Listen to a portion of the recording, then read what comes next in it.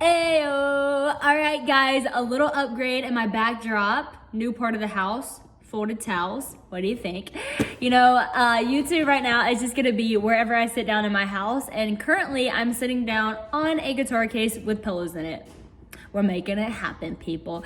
I mentioned in the video, me and Christian, that this year we want to answer questions that you really have. Like, I don't just want to come on here and just say something random, which most of it's not random. I'm thinking, Lord, what word do you want to share? And it's an encouraging word that I'm excited about.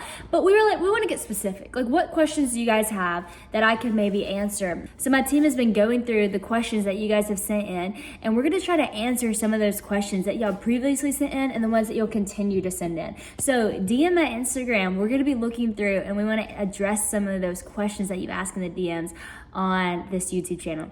So one of the questions that I just recently got was, Sadie, you talk about striving a lot, but every time you talk about striving, it's in a negative way. And so why do you always talk about striving in a negative way when striving isn't necessarily a bad thing?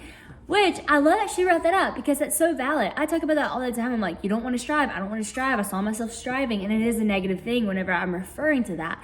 And so I kind of want to talk about where I see the difference in the good kind of striving and the striving that I don't want to be a part of, that I know at times in my life I tend to want to lean towards, or I tend to lean towards whenever I'm not the healthiest version of myself. So the whole thought process behind the negative way of striving really comes from this book, the Bible. Psalms 127:1, it says, unless the Lord builds the house, those who build it labor in vain. Unless the Lord watches over the city, the watchman stays awake in vain. It is in vain that you rise up early and go late to rest, eating the bread of anxious toil, for he gives to his beloved sleep. So this verse is like, speaks exactly to what I'm trying to say whenever I'm saying I don't want to strive. Because what I've seen in my life happen is, whenever I have an opportunity ahead of myself, or I have something coming that I'm really excited about, or I have a work opportunity, or I have something that's going to require a lot of work from me, what I tend to do is I stay up really late. I worry about it. I think about it all the time. I wake up really early and I think about it all the time. I'm constantly anxious. I go into this anxious toil of, how am I going to do this? Will I get this done? I got to go, I got to strive, I got to do to accomplish a certain thing. Now, sometimes that's not such a bad thing to go to bed late because you're working on something you're passionate about, or wake up early because you're passionate about something that you're working on. I do that all the time, and sometimes it's very, very healthy. But the difference is, am I doing that in my own strength, or am I doing that dependent on the Lord's strength? Because sometimes what I'll do is I'll stay awake late and I'll wake up early searching, and I don't feel peace. I don't feel like this is fun or excited. I feel very, very anxious because I know my capability. I know what I would need to get done to be able to accomplish something. But the truth is, everything I do, I want to be doing because the Lord's calling me to do it. I don't want to be doing stuff for my own glory. I don't want to be doing stuff for my own gain. I don't want to be doing stuff for my own victory, but I want to be doing stuff for the Lord's gain, for the Lord's glory, for the Lord's victory. And so if I'm putting it all on myself, I tend to start striving. I tend to get anxious because I know I'm not capable of getting the job done, because most of the things that the Lord's going to call you to are going to be so much bigger than who you are and your own capability. So I have to remember, in times like even speaking at Passion, this is something so much bigger than myself. It would be easy to start striving. It would be easy to get really anxious, always have to be thinking about it. And there were moments, I'm not gonna lie, in the past year, I was striving. I would get anxious. I would get nervous. There were tears.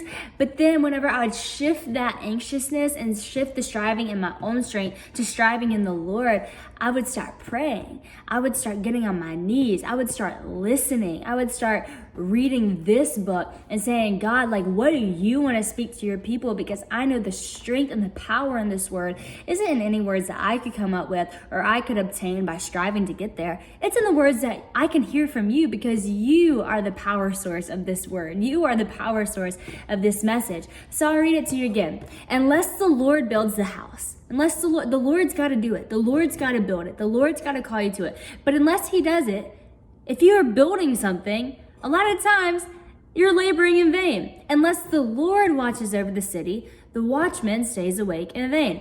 It is in vain that you rise up early and go late to rest, eating bread of anxious toil.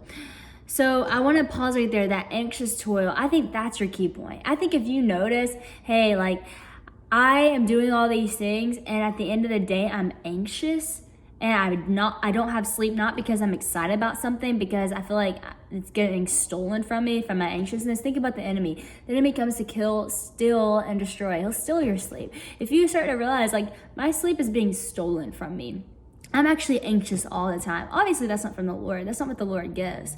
But it says he gives his sleep, he gives his beloved sleep. The Lord will give you rest. The Lord will give you peace.